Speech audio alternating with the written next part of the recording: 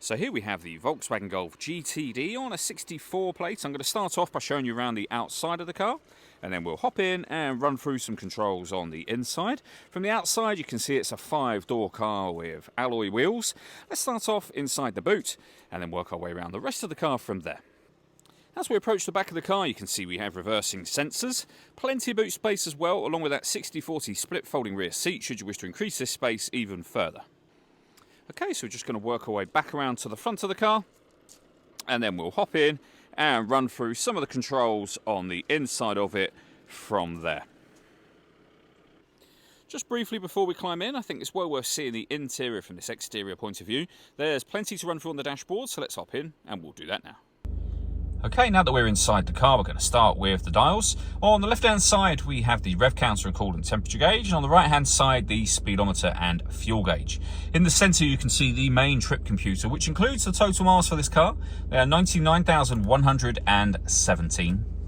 You can change the information displayed above that using buttons on the steering wheel. So we're on the audio menu there, but you've got your telephone, vehicle status, lap timer, driving data, assist systems, and background to where we started. If we go back to the driving data menu at the moment, you can see that it's got various different bits of information on there, including your fuel, etc., and a digital readout for the speedometer that you can have displayed there permanently should you wish to.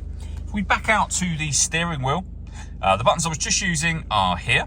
We have stereo controls, both left and right hand side. Cruise control. Once you set the cruise control, you can hit this button. This car is able to maintain its own distance between itself and the car in front, both speeding up and slowing down automatically depending on the car in front's speed. Over in the centre, we then have the main touchscreen for the car. We're on the radio menu at the moment. You can see we have DAB, FM and AM radio.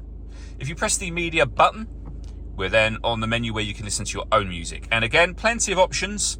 And they include Bluetooth audio just here. So once you pair up your phone, you're able to make and receive phone calls and stream your music wirelessly as well. And they include Volkswagen's media input, which I will show you in just a moment. Hit the phone button to pair your phone, hit find telephone, and then follow the instructions that come up on screen from there. Working our way down, we have the dual zone climate control. You can adjust the passenger and driver temperatures. You can increase and decrease the fan speed. When you're happy with those settings, air conditioning's on at the moment. You can turn that off, back on again, or hit auto. When you do so, the car will now take control of the fan speed and the direction the air is being distributed in. Any manual adjustment will turn that off. So if I hit that button, you'll see it's gone off. You can then readjust your fans accordingly. We have a heated driver's seat with 3 heat settings, and the same over there for the passenger side as well. Within this section we have some storage, and we have the media in that I mentioned a moment ago. So you can buy various different cables, all of which have an end that plugs into here.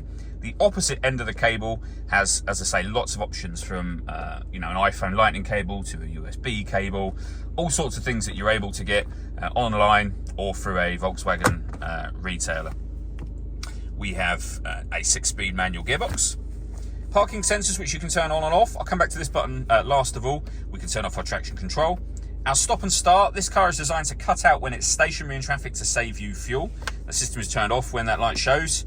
We then have the button that changes the driving setup of the car from normal to sport, eco or individual. And under individual, you can customize the settings shown on the screen. And if I push that last button that I mentioned just a moment ago and show you over in the middle here, this car is able to park itself. It will look for a space for you as you drive along, and when it finds one that's big enough, it will tell you what gear to be in, when to accelerate and brake using the parking sensors, and it will take charge of the steering element for you. All that leaves me to say is thank you for taking the time to watch this video. If you'd like to come and see the car for yourself and have a test drive, please feel free to give us a call here at Surrey Specialist Cars. We'd love to hear from you soon.